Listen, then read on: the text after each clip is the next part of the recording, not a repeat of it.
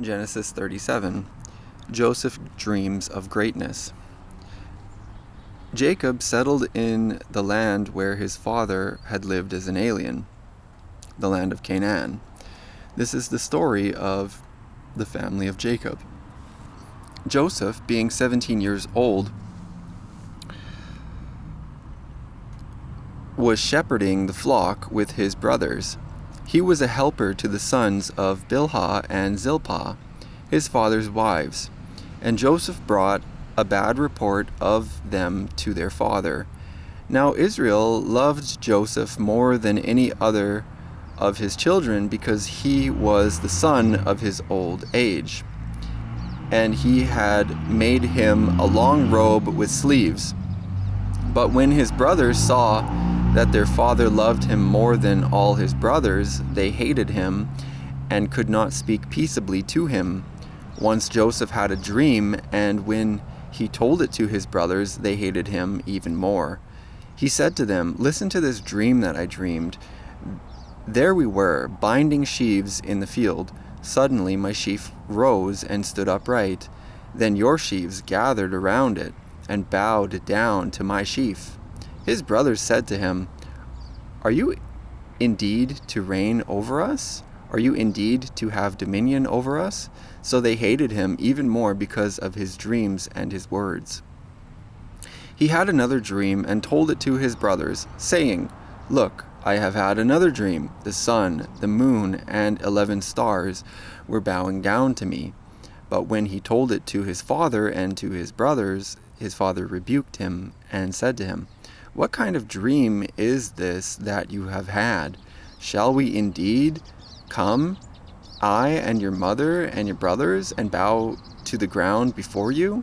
So his brothers were jealous of him, but his father kept the matter in mind. Joseph is sold by his brothers. Now his brothers went to pasture their father's flock near Shechem, and Israel said to Joseph, "Are not your brothers pasturing the flock at Shechem? Come, I will send you to them." He answered, "Here I am." So he said to him, "Go now, see if it is well with your brothers and with the flock, and bring word back to me." So he sent him from the valley of Hebron. He came to Shechem, and a man found him wandering in the fields. The man asked him, "What are you seeking?" "I am seeking my brothers," he said. "Tell me, please, where are they pasturing the flock?" The man said, "They have gone away, for I heard them say, 'Let us go to Dothan.'" So Joseph went after his brothers and found them at Dothan. They saw him from a distance, and before he came near to them, they conspired to kill him. They said to one another, "Here comes this dreamer. Come now, let us kill him and throw him into one of the pits. Then we shall say that a wild animal has devoured him, and we shall see what will become of his dreams." But when Reuben heard of it, he delivered him out of their hands, saying, "Let us not take his life." Reuben said to them, "Shed no blood. Throw him into this pit here in the wilderness, but lay no hand on him, that he might rescue him out of their hand and restore him to his father." So when Joseph came to his brothers, they stripped him of his robe, the long robe with sleeves that he wore, and they took him and threw him into a pit. The pit was empty, there was no water in it. Then they sat down to eat, and looking up they saw a caravan of Ishmaelites coming from Gilead, with their camels carrying gum, balm, and resin, on their way to carry it down to Egypt. Then Judah said to his brothers, "What profit is there if we kill our brother and conceal his blood? Come, let us sell him to the Ishmaelites and not lay our hands on him, for he is our brother, our own flesh." And his brothers agreed. When some Midianite traders passed by, they drew Joseph up, lifting him out of the pit, and sold him to the Ishmaelites for 20 pieces of silver. And they took Joseph to Egypt. When Reuben returned to the pit and saw that Joseph was not in the pit, He tore his clothes. He returned to his brothers and said, "The boy is gone, and where can I turn?" Then they took Joseph's robe, slaughtered a goat, and dipped the robe in the blood.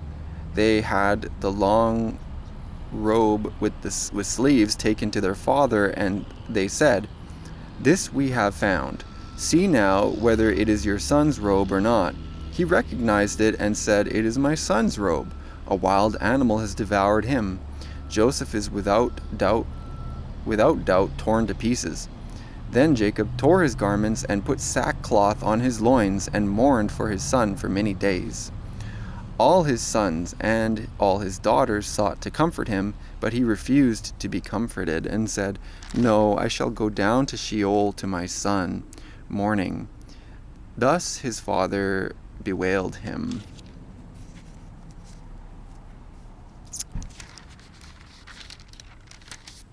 Meanwhile, the Midianites had sold him in Egypt to Potiphar, one of Pharaoh's officials, the captain of the guard. Genesis 38, Judah and Tamar. It happened at that time that Judah went down from his brothers and settled near a certain Adulamite, whose name was Hirah. There Judah saw the daughter of a certain Canaanite whose name was Shua. He married her and went into her. She conceived and bore a son, and he named him Again she conceived and bore a son, whom she named Onan. Yet again she bore a son, and she named him Shelah. She was in Chezib when she bore him. Judah took a wife for his firstborn. Her name was Tamar. But Judah's firstborn, was wicked in the sight of the Lord, and the Lord put him to death. Then Judah said to Onan, "Go into your brother's wife and perform the duty of a brother-in-law to her. Raise up offspring for your brother." But since Onan knew that the offspring would not be his, he spilled his semen on the ground whenever he went into his brother's wife, so that he would not give offspring to his brother. What he did was displeasing in the sight of the Lord, and he put him to death also. Then Judah said to his daughter-in-law Tamar, "Remain a widow in your father's house until my son Shelah grows up." For he feared that he too would die like his brothers. So Tamar went to live in her father's house. In course of time, the wife of Judah, Shua's mother, died. When Judah's time of mourning was over, he went up to Timnah to his sheep shearers, and he and his friend Hirah the Adulamite. When Tamar was told, "Your father-in-law is going up to Timnah to shear his sheep," she put off her widow's garments, put on a veil, wrapped herself up, and sat down at the entrance to Enaim, which is on the road to Timnah. She saw that Shelah was grown up, yet she had not been given to him in marriage. When Judah saw her, he thought her to be a prostitute, for she had covered her face. He went over to her at the roadside and said, "Come, let me come in to you," for he did not know that she was his daughter-in-law. She said, "What will you give me, that you may come in to me?" He answered, "I will send you a kid from the flock." And she said, "Only if you give me a pledge until you send it." He said, "What pledge shall I give you?" She replied, "Your signet and your cord, and the staff that is in your hand." So he gave them to her, and went into her, and she conceived by him. Then she got up and went away, and taking off her veil, she put on the garments of her widowhood. When Judah sent the kid by his friend the Adulamite to recover the pledge from the woman, he could not find her. He asked the townspeople, "Where is the temple prostitute who was at Enaim by the wayside?" But they said, "No prostitute has been here." So he returned to Judah and said, "I have not found her. Moreover, the townspeople said, "No prostitute has been here." Judah replied, "Let her keep the things as her own, otherwise we will be laughed at. You see, I sent this kid, and you could not find her." About 3 months later, Judah was told, "Your daughter-in-law Tamar has played the whore. Moreover, she is pregnant as a result of whoredom." And Judah said, "Bring her out and let her be burned." As she was being brought out, she sent word to her father-in-law, "It was the owner of these who made me pregnant." And she said, "Take note, please, whose these are, the signet and the cord and the staff." Then Judah acknowledged them and said, "She is more in the right than I, since I did not give her to my son Shelah, and he did not lie with her again." When the time of her delivery came, there were twins in her womb. While she was in labor, one put out a hand, and the midwife took and bound on his a crimson thread, saying, "This one came out first." But just then he drew back his hand, and out came his brother, and she said, "What a breach you have made for yourself." Therefore he was named Perez. Afterwards his brother came out with the crimson thread on his hand, and he was named Zerah.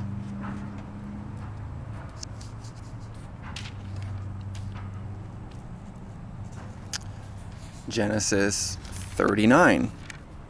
Joseph and Potiphar's wife. Now Joseph was taken down to Egypt, and Potiphar, an officer of Pharaoh, the captain of the guard, an Egyptian, brought him from the Ishmaelites who had brought him down there.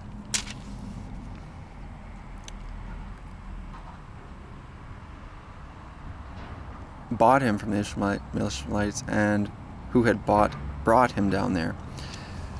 The Lord was with Joseph, and he became a successful man. He was in the house of his Egyptian master. His master saw that the Lord was with him, and that the Lord caused all that he did to prosper in his hands. So Joseph found favor in his sight and attended him. He made him overseer of his house and put him in charge of all that he had. From the time that he made him overseer in his house and over all that he had, the Lord blessed the Egyptian's house for Joseph's sake. The blessing of the Lord was on all that he had in house and field, so he left all that he had in Joseph's charge, and with him there he had no concern for anything but the food that he ate. Now Joseph was handsome and good-looking, and after a time his master's wife cast her eyes on Joseph and said, "Lie with me." But he refused and said to his master's wife, "Look with me here. My master has no concern about anything in the house, and he has put everything that he has in my hand. He is not greater in this house than I am, nor has he kept back anything from me except yourself, because you are his wife. How then could I do this great wickedness and sin against God?" And although she spoke to Joseph day after day, he would not consent to lie beside her or to be with her. One day, however, when he went into the house to do his work, and while no one else was in the house, she caught hold of his garment, saying, "Lie with me." But he left his garment in her hand and fled and ran outside. When she saw that he had left his garment in her hand and had fled outside, she called out to the members of her household and said to them, "See, my husband has brought among us a Hebrew to insult us. He came in to lie with me, and I cried out with a loud voice. And when he heard me raise my voice and cry out, he left his garment beside me and fled outside." Then she kept his garment by her until his master came home. And she told him the same story, saying, "The Hebrew servant whom you have brought among us, came in to me to insult me. But as soon as I raised my voice and cried out, he left his garment beside me and fled outside. When his master heard the words that his wife spoke to him, saying, 'This is the way your servant treated me,' he became enraged. And Joseph's master took him and put him into the prison, the place where the king's prisoners were confined. He remained there in prison, but the Lord was with Joseph and showed him steadfast love. He gave him favor in the sight of the chief jailer. The chief jailer committed to Joseph's care all the prisoners who were in the prison, and whatever was done there, he was the one who did it. The chief jailer paid no heed to anything that was in Joseph's care, because the Lord was with him, and whatever he did, the Lord made it prosper.